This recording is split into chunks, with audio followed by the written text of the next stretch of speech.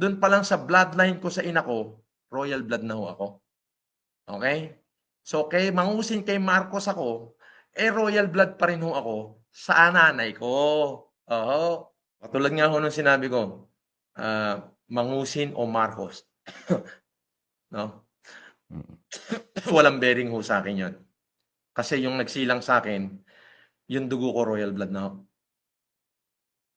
Ayun na. Ang nanay ko ho ay anak ni Don Jose Antonio. Don Jose Mar Antonio. Okay? At, okay, ni Doña Carmelita Ariño Baking.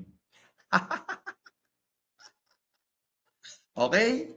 Okay, okay? Oh, i-search niyo.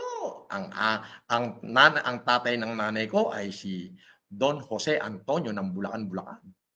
At ang kanyang nanay ay si Doña Carmelita Carreño Baking. Kaya ang pangalan po ni nanay according sa Certificado de Nacimiento, Spanish birth certificate yun. Pwede ko ipakita sa inyo. Okay. Okay. Ang pangalan ho niya ay Remedios Baking Antonio. Alright. Alright. Doon pa lang sa bloodline ko sa ina ko, royal blood na ho ako. Okay?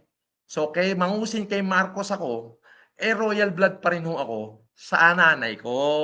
Oo. Gago!